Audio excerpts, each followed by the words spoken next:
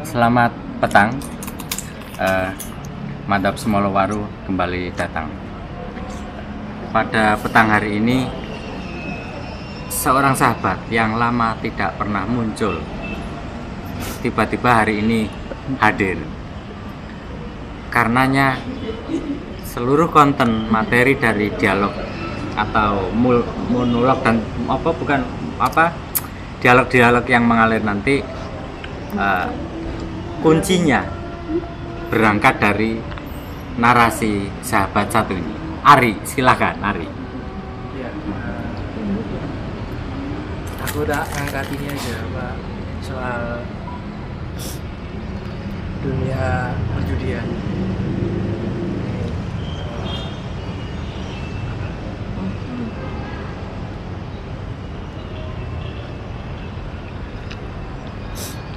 Aku bingung sampai sekarang ini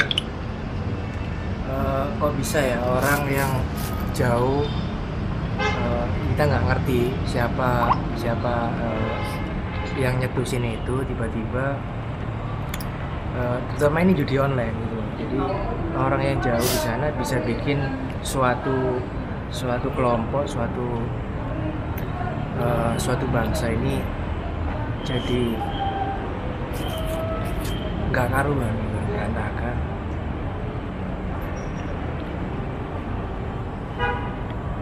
Pertanyaanku, mestinya gimana kita nyikapin soal judi online ini? Tapi sementara ini dulu, ini teman-teman bisa memberi narasi. Ya, jadi lama tidak datang, begitu datang membawa masalah kabar yang menurut sementara orang bukanlah kabar yang mengenakkan. Kita tahu bahwa tradisi judi itu sudah amat purba. Bangsa yang suka dengan spekulasi, gambling, ini saya kira bukan hanya khas Nusantara, dimanapun saya pikir memiliki spekulasinya sendiri-sendiri. Hanya bentuk wujudnya saja yang berbeda antara yang satu dengan yang lain. Taruhlah itu andaikan betul terjadi perjudian di masa lampau, perjudian ini daya rusaknya hanya pada individu dan keluarga si penjudi saja, tetapi dampak ekonomi secara makro tidak banyak berpengaruh, karena seberapa kencang pun putaran keuangan dari hasil judi itu, tetap trickle down efeknya adalah ke masyarakat sendiri, entah ke penjual, ke toko, ke warung, atau kemana, tetapi masih dalam lingkup satu bangsa yang menikmati ceceran ringgit, rupiah, repes dan seterusnya itu di masa lampau. Tapi zaman tiba-tiba beralih ke dunia yang kita sebut saja dunia biner, dan kita mengalami kepanikan, kita merasa gagap. Bagaimana tidak, tiba-tiba ketika judi dimodernisir dalam rupa online semacam ini, akhirnya menjadi borderless, tidak terbatas, sehingga ujung larinya uang ini ke arah mana, ke bangsa mana, negara siapa, ini sulit untuk ditelisik. Saya pikir dalam rangka keamanan, biasanya sumber-sumber pencetus perjudian online itu adalah berada di kawasan yang secara hukum negaranya membolehkan adanya perjudian. Ini baru kecurigaan atau hipotesis saja. Nah, kalau ini yang terjadi, maka sebenarnya masyarakat kita ini sedang dikuras keuangannya untuk dilarikan ke kawasan tersebut. Nah, supaya ini menjadi narasi yang menggelinding terus menerus, kita ke arah gaya hidup sekarang. Gaya hidup remaja, pemuda yang berani melakukan judi meskipun belum bekerja dan seterusnya. Kita mulai dari ini dulu lah. Haunan barangkali, silakan. Ya, terima kasih Pak Didin katanya itu. Kalau ngomongin masalah perjudian, memang sebelum saya lahir, bahkan sebelum saya lahir, di lingkungan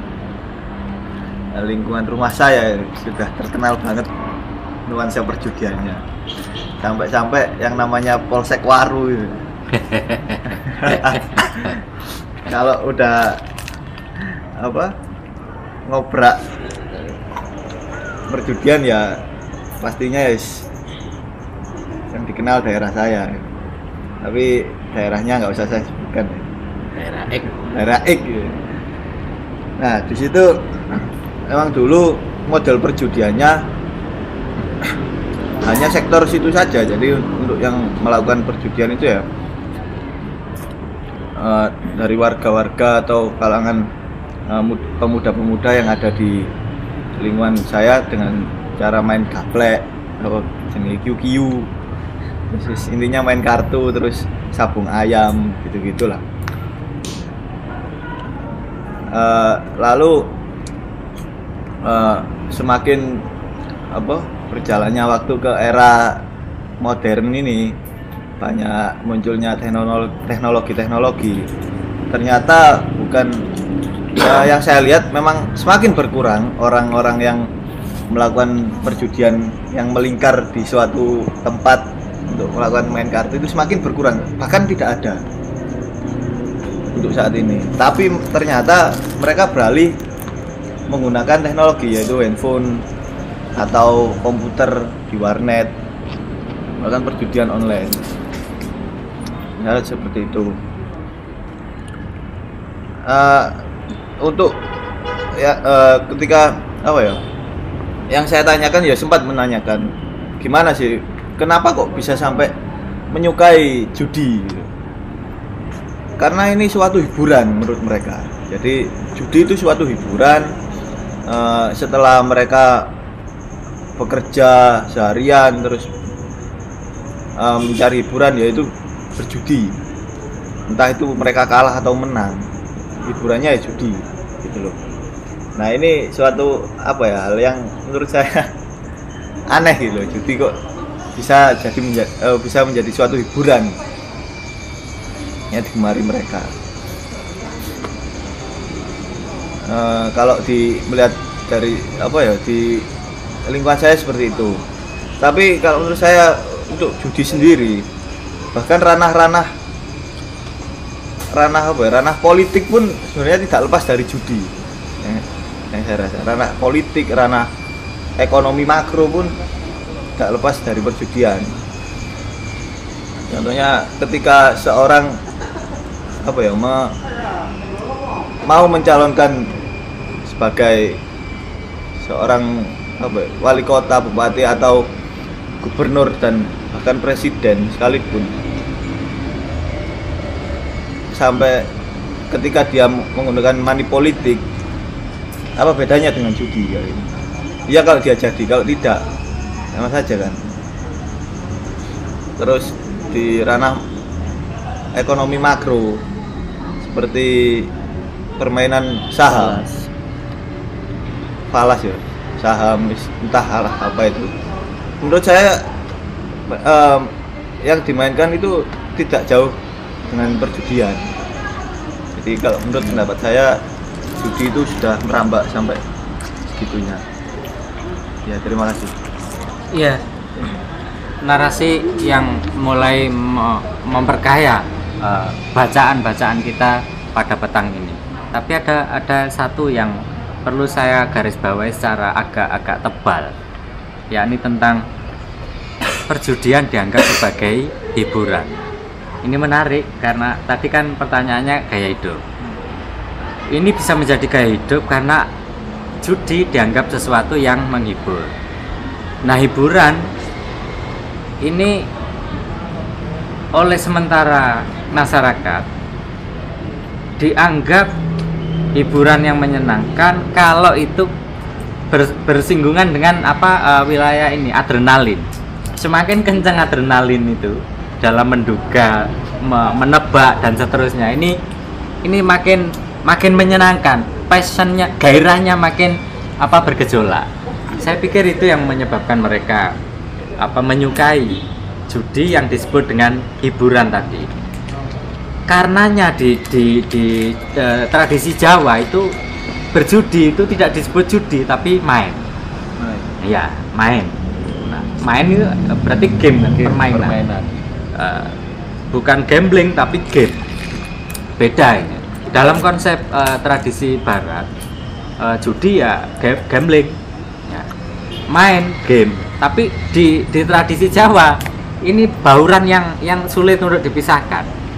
Judi ini tidak disebut judi tapi disebut main. Artinya yang hipotesiskan oleh Haunan tadi bahwa judi itu menghibur itu betul karena unsur mainnya tadi, bermainnya. Oke. Saya ingin ke Bagus. Bagus di dalam perjudian semacam ini tentu saja ada varian-varian yang diciptakan. Tadi sudah diawali judi di masa purba, lalu kemudian varian judi kalangan yang disebut Haunan tadi, judi kalangan namanya karena ada melingkar di sana model oto, dadu dan seterusnya. Tapi ada juga varian judi yang ini sebenarnya unsur mainnya, unsur olahraga atau keterampilannya lebih tinggi ketimbang spekulasinya.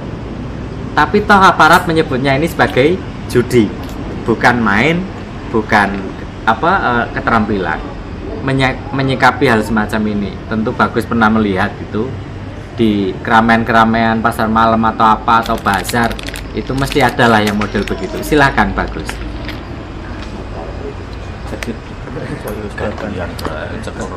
Ya, menanggapi bahwa yang dikatakan Haunan tadi, judi ini permainan. Jadi secara psikologi dari Pak Dinadi memacu adrenalin, semakin berspekulasi maka semakin tertantang kita untuk ikut terus masuk dalam permainan. Jadi memang kalau dalam tataran masyarakat yang masih memiliki pandangan umum bahwa menang kalah ya, jadi kalau kita berspekulasi nanti itu menang atau kalah ya, jadi sesuatu yang masih dalam tanda tanya itu memang rangsang kita untuk mencari tahu hasilnya nanti. Pun secara akademis, secara ilmiah pun bisa dipelajari di judi. Jadi kan sebenarnya itu pun sebenarnya juga judi, jadi suatu kemungkinan. Jadi kalau di dalam akademisi disebut teori probabilitas ya, jadi teori kemungkinan. Kemudian nanti dikembangkan lagi menjadi ilmu statistik. Yang dikatakan Pak Didin tadi kan soal judi sekarang ini sudah meningkat lagi menjadi sebuah keterampilan. Jadi ya itu tadi sebenarnya pun judi juga ada polanya, juga ada permodelannya, ada hitungan matematis. Jadi nggak semata-mata itu tebak-tebakan. Jadi ada rumus di sana. Jadi sudah ditentukan oleh bandar mungkin ya, bandar, kemudian ditentukan variabel-variabelnya itu seperti apa. Yaitu yang anak-anak statistik yang lebih mengenal tentang teori gitu, tentang probabilitas. Terima kasih. Terima kasih. Menarik yang diungkapkan oleh Bagus. Bagus berusaha memasukkan logika di dalam menebak. Kalau di dalam matematika itu nilai kemungkinan atau probabilitas. Tetapi kembangannya lebih lanjut justru bisa kita temui di statistik ya. Kecenderungan, tren dan sebagainya ini bisa kita kenali dari statistik. Nah, tidak menutup kemungkinan suatu saat akan muncul software yang menggunakan nilai kemungkinan dan tren itu untuk menjadi semacam formula di dalam memecahkan tebakan di perjudian. Nah, kalau sudah bentuknya mengarah software semacam ini, tentu judi tidak lagi gender. Tidak ada urusannya judi itu mesti laki. Tidak ada urusan. Karena sudah ke arah software. Saya ingin mengarah kepada kaum feminin yang ada hari ini yang pemain judi. Iya, apa sih rek? Judi iki sakjane digawe arek-arek wedok iki pandangan perempuan terhadap judi iki gimana? Ayo, Ajeng atau Mbak siapa ini? Cantik-cantik. Kalau menurut saya sih judi itu sendiri kembali lagi kalau kita bicara tentang sejarahnya manusia sendiri kan, ketika manusia sudah pada tahap awalnya ketika saya rasa perjudian ini berawalnya sebelum tukar barter atau sesudahnya Pak? Sebelum pun ada. Sebelumnya ya Pak? Anak lanang kok itu. Anakku gendong. Oh iya ya. Jadi saya rasa hal-hal seperti judi itu kalau dari pandangan perempuan sendiri ya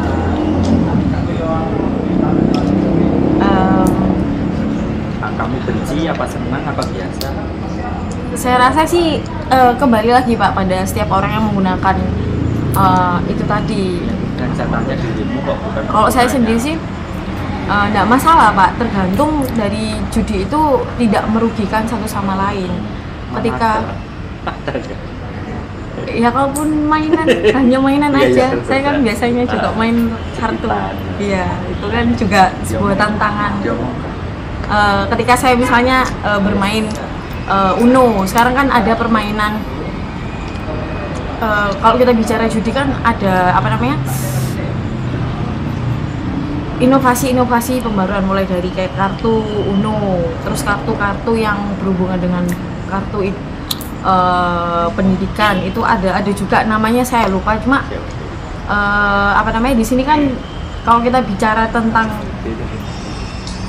permainan itu otomatis permainan itu lahir dari adanya judi, yaitu kembali lagi pada manusia yang menggunakan alat itu apakah untuk merugikan orang lain atau untuk sekedar untuk hiburan. Menurut saya untuk pembelajaran atau hiburan tidak masalah. Tapi kalau misalnya untuk hal mencari uang untuk menambah kantong itu menurut saya tidak perlu, karena kalau kembali lagi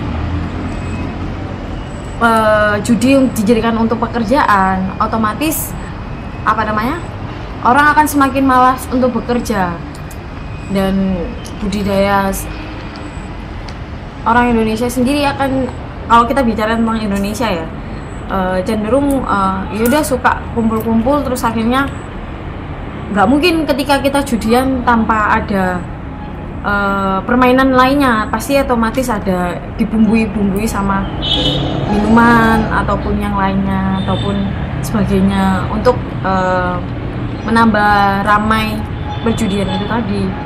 Kalau saya sendiri sih jangan sampai sih untuk bermain judi kalaupun itu tidak ada untungnya, meskipun kita mendapatkan uang ya, tapi saya rasa itu kembalinya juga nggak akan seberapa kalau kita nggak seberapa jago menguasai. Iya, terima kasih Mbak Ajeng. Sebelum ke Mbak yang satunya, saya ingin persepsi Mael terhadap judi ini. Silakan Mael. Ya, terima kasih Pak Didin. Judi ini sebetulnya saya juga penggila judi sebetulnya. Iya. Ini kalau dulu di entah Gus, Gus. Kalau dulu di kampung biasanya judi itu sebagai satu motif tersendiri dalam sebuah permainan apapun. Kalau nggak ada satu spekulasi, kalau motif untuk memenangkan sesuatu itu gak muncul. Jadi saya rasa sih itu sebetulnya keuntungan judi itu sendiri, karena judi ini membawa satu motif tersendiri, membawa spirit tersendiri untuk membuat kekuatan tersendiri, menjadikan kekuatan tersendiri dalam sebuah individu itu dalam memenangkan sesuatu. Nah, biasanya ngono. Nah, kemudian kalau lihat judi yang kemudian berkembang hari ini yang tadi dibicarakan oleh narasumber pertama, Mas Ari, yang kemudian lama tak jumpa, kemudian datang membawa judi. Saya ngerti mari kalah judi kita aneh gitu. Makanya dia go judi online gitu. Kita aneh mari kalah judi gue, Pak. Kemudian kalau judi hari ini memang judi online sudah begitu merabak di kalangan masyarakat. Biasanya orang-orang yang kemudian ikut dalam judi online ini orang-orang yang kemudian menginginkan satu hal yang lebih dalam mencapai satu kebutuhan materialnya. Jadi pengen cepet sugih, biasanya lewat judi itu mudah. Nah, seperti kemarin temanku yang kemudian ikut judi online, judi bola yang kemudian memang ketika dia menang waktu itu keuntungannya juga sangat luar biasa. Jadi keuntungan satu kali judi itu bisa mencapai 1 bulan kerja. Nah, ini luar biasa. Bahkan ada yang judi kemudian keuntungannya ini mencapai 1 tahun kerja. Itu malah luar biasa satu kali judi. Nah, ini yang kemudian menjadikan orang sangat tertarik pada perjudian. Nah, ini biasanya yang kemudian menjadikan orang itu tergantung pada judi untuk mempercepat pengumpulan kapital biasanya. Iki ngomong-ngomong iki. Nah, kemudian kalau yang tadi disinggung oleh Mas Haunan bahwasanya perjudian itu kemudian sudah merambah sampai ekonomi makro, itu biasanya main falas itu juga termasuk perjudian kalau menurut konsep yang dibicarakan awal tadi, bahwasanya sesuatu yang itu memakai spekulasi, nah itu disebut judi. Maka permainan falas itu juga termasuk judi, permainan saham dan lain sebagainya. Meskipun pengendalinya kita juga nggak tahu di mana pengendalinya. Kemarin saya juga pernah coba-coba ikut main-main ngono, tapi gak iso kalah akhirnya. Karena memang tadi dibicarakan oleh Mas Bagus bahwasanya perlu keahlian tertentu. Ini sing gak tandoni, tapi cukup main tok pengen menang tok kalah akhirnya. Jadi sebetulnya untuk hari ini menentukan mana yang kemudian judi dan mana yang enggak judi ini agak-agak suram atau agak enggak terlihat, karena ya yang kemudian kalau konsepnya di awal tadi seperti itu, maka saya rasa semua yang ada ini ya penuh spekulasi. Saya berjalan ke sana nggak tahu mau ngapain juga spekulasi, tapi jalan ada bobe tebok rezeki boyo apa kan garung spekulasi yang kayak menurut. Jadi saya rasa sih itu untuk persepsi saya dalam sebuah perjudian pada diskusi sore ini. Baik, terima kasih. Apa yang digambarkan Mas Ismail itu menstimuli kita semua, terutama pada batasan atau kriteria mana yang disebut judi dan mana yang tidak. Tadi sudah kita temukan satu kriteria ya. Dia disebut judi kalau ada sesuatu itu bersifat spekulatif atau untung-untungan. Lalu yang kedua, jika saham dan falas itu dimainkan tetapi oleh aparat hukum tidak dianggap judi, karena pada saham dan falas kekalahan itu tidak seketika atau sekonyong-konyong menghabiskan keseluruhan modal. Sementara judi begitu kalah langsung habis. Jadi kalau saham falas ya paling rugi begitu saja, tidak sampai habis tuntas ini. Judi begitu kalah langsung habis. Lalu yang ketiga, dasar hukum. Di dalam saham falas mereka ada alas hukum yang membenarkan ini untuk boleh beroperasi di seluruh kawasan manapun. Sementara judi khusus Indonesia itu alas hukumnya tidak ada, bahkan alas hukumnya mengatakan judi ini dilarang. Nah, sementara di wilayah-wilayah tertentu, di spot-spot tertentu malah orang justru diundang untuk silahkan berjudi, misalnya Kepulauan Christmas. Nah, kalau di Malaysia itu ya Genting Highland. Kalau di itu Macau, di mana Pasifik itu ada Macau. Di Amerika ada Las Vegas, di Nevada ya. Kalau Anda belum pernah ke sana, nanti ikut saya. Nang alam mimpi. Allah, Akbar ya, deko ngalim loh, Mbak Judi loh. Ya gara-gara Rito iku mau. Nah, oke. Kalau sudah dikenali batasan-batasan semacam itu, maka sejatinya permainan keterampilan saya ajak Anda ke situ lagi. Misalnya ini ada macam lingkaran hula hoop itu dilempar, terus kena ini boneka, berarti bonekanya kita. Apakah ini masuk judi? Ingat ya, bahwa ada unsur keterampilan di sana. Lalu kemudian nilai kemungkinannya beda dengan probabilitasnya judi. Kalau judi sang banter kan begini, ada 1 juta orang sama-sama bertaruh. Probabilitasnya kan 1 banding 1 juta. Artinya sang pemenang hanya 1, sementara yang jumlah 999.999 itu dimiliki oleh sang bantar. Sementara yang keterampilan permainan tadi itu hanya 1 banding 1 saja. Jadi kalaupun saya beli hula hoop, saya lempar nggak dapat, itu yang rugi hanya saya. Sang bantar untung dari saya saja, tidak ada untung dari yang lain, karena saya dengan bantar saja. Ini saya pikir apa yang terjadi di dalam olahraga semacam itu sulit sekali untuk dimasukkan sebagai perjudian, karena nilai keterampilannya lebih tinggi dibanding spekulasinya. 1. Yang kedua, probabilitas sang bantar kelewat rendah untuk dianggap sebagai judi. Oke. Ini sebenarnya masih banyak hal yang bisa kita omong, tapi saya ingin mengarah ke Mbak ini dulu, Mbak Putri. Putri. Lah ya Mbak Putri. Saya ngomong Putri siapa? Aku tahu. Oh iya, berarti keseleo. Mbak Putri. Padahal di Fordi ini anak kesayangan saya. Mbak Putri, persepsinya tentang perjudian. Monggo, silakan. Menurut apapun. Oh iya. Ya, kalau judi itu kan asalnya sebelumnya tuh kan dari permainan kan.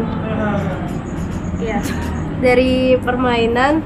Terus mungkin karena ketidakpuasan orang-orang yang bermain itu hanya kalah dan menang saja tanpa ada lagi untungnya, jadi mereka taruhan. Nah, taruhan itu mungkin yang dibilang judi jadinya, mungkin seperti itu. Nah, untuk dari sisi perempuan sendiri yang tadi katanya ditanya, dari pandangan perempuan mungkin terlihat negatif untuk masalah judi itu sendiri, karena ada unsur taruhan tersebutnya itu gitu ya. Dan menurut saya kalau ada unsur taruhan yang seperti itu ya bisa saling merugikan gitu. Kalau tidak menjatuhkan orang lain ya kita yang jatuh kayak gitu. Intinya itu untuk judi sendiri ya bisa merugikan beberapa orang yang ada di lingkungan tersebut yang bermain judi tersebut gitu. Kalau menurut saya sendiri judi itu ya kayak gitu, kurang ada manfaatnya kayak gitu. Iya, jadi saya bisa memahami kenapa pendapatnya sangat ekstrim bahwa judi sama sekali tidak ada manfaatnya. Mudorotnya lebih besar ketimbang manfaatnya bagi individu, bagi keluarga. Tapi bagi putaran ekonomi, kalau judinya lokal ya, ini yang saya sebut tadi trickle down effect tadi. Kok kayak teori pertumbuhannya BB Resto. Dai, kita kembali ke ini, ke pencetus awal ide tentang perjudian, ke Mas Hari. Nah, Mas Hari, kita semua tahu bahwa perjudian ini nampaknya bukan hanya di wilayah permainan saja. Bahkan orang-orang yang anti agama ini juga punya cara tersendiri di dalam melakukan olok-olok pada orang yang beragama. Jadi gini, orang-orang yang tidak beragama itu kalau ngolok-ngolok orang yang penganut agama itu ngomong gini, kalian beragama karena percaya kan bahwa ada Tuhan kan, ya kalau ada. Nah kalau tidak ada, nah, seolah-olah orang-orang beragama dianggap sebagai tebak-tebakan, agnostik lah. Ketiadaan Tuhan tidak bisa dibuktikan, keadaan Tuhan juga tidak bisa dibuktikan secara empiris. Lalu kemudian orang-orang non agama mengatakan bahwa pemain judi ulung itu sesungguhnya adalah kaum beragama itu, karena telah bertaruh dengan ini orang non agama loh ya yang ngomong, bukan saya. Saya itu hanya menirukan saja. Nah, ini kan agnostik nih. Menurut pandangan Ari gimana selaku penggiat gereja yang Katolik itu? Silakan. Penggiat gereja. Mas darah wis Patennya apa ada Pak? Mati teman lagi. Aduh iya. Aku lewat kalau ini. Antum gak berani ngomong kan? Gak berani. Oke, jadi balik kalau gitu Ari. Baik, karena Ari ternyata tidak kuat menanggung akibat dosa jika dia menjawab pertanyaan dari orang non beragama tadi. Ya mungkin ada kekhawatiran nanti akan dikeluarkan dari gereja ya. Aja khawatir, tak tadai gue di tok. Tak ikutkan sekteku aja. Bercanda, mohon maaf, ini tadi bercanda barusan. Tidak ada ini maksud untuk menambah olok-olok dari orang yang tidak beragama tadi. Jadi konsep agnostik yang oleh sementara orang yang tidak beragama selalu dituduhkan kepada pengikut agama dengan mengolok-olok bahwa seolah-olah kaum beragama itu telah melakukan perjudian dengan cara untung-untungan menebak Tuhan adalah ada. Ini saya pikir olok-olok yang menurut saya keblinger, sebab untuk membuktikan bahwa Tuhan itu ada tidak perlu harus secara empiris berhadapan, bersentuhan dengan Tuhan, tidak perlu. Tetapi dengan melihat apa saja yang telah diciptakan, ini sudah merupakan bukti yang cetol, konkret bahwa pasti ada yang menciptakan semua ini. Sang pencipta itulah yang kita sebut sebagai Tuhan. Sehingga olok-olok itu mampu kita tepis, mampu kita bantah sebagai olok-olok yang tanpa dasar. Justru kita yang berdasar pada bukti-bukti nyata tentang keberadaan alam semesta ini, bahwa pasti ada penyebab yang paling awal, ialah Tuhan. Maka sejatinya yang berjudi dan sangat merugi dan mesti dijamin kalah adalah mereka orang-orang yang tidak beragama itu, karena telah menebak Tuhan itu tidak ada.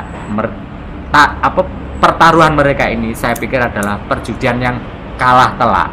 Saya pikir itu kalau ada tambahan dari teman-teman yang lain barangkali. Bagus, monggo silakan. Bagus. Soalnya sing syuting Haunan. Ya, jadi memang dalam hidup itu juga sebuah perjudian ya, jadi kemungkinan, apalagi kalau kaum wanita ya. Jadi kaum wanita kan suka game, suka coklat, tapi lebih suka kepastian. Sedangkan kalau yang tidak pasti itu wanita tidak suka. Udah keras. Ya, tapi kan kembali lagi kita sebagai manusia yang diberkahi dengan akal, jadi ya memang spekulasi itu untuk merangsang akal kita untuk bekerja, tapi sebagai makhluk yang diciptakan Tuhan dengan akal, maka kita bukan dengan kemungkinan lagi, tapi harus dengan direncanakan, yaitu di manajemen, direncanakan, diorganisasikan, kemudian bagaimana jalan untuk mencapai tujuan. Jadi ketika kita sudah punya tujuan, kita harus memiliki sebab akibatnya, jadi jalan atau tahap-tahap untuk mencapai tujuan, bukan lagi dengan cara instan, dengan kemungkinan, dengan tebak-tebakan, tapi ya dengan dipelajari pola-polanya, tahap-tahapnya. Pasti di alam sendiri pun bisa kok ditemukan pola-pola sebuah kejadian itu. Jadi dengan berpikir logis, kita pun juga dengan konsekuensi kita juga berusaha lebih maksimal lagi. Gitu sih. Ya, terima kasih, bagus. Saya pikir 30 menit tidak terasa telah berlalu. Saya tidak perlu menyimpulkan, biarlah para pemelotot-pemelotot YouTube yang menyimpulkan sendiri. Kurang lebihnya wallahu a'lam bishawab. Madhab Solo Waru mengucapkan wassalamualaikum warahmatullahi wabarakatuh. Waalaikumsalam warahmatullahi wabarakatuh. Allahumma sholli ala Muhammad. Assalamualaikum.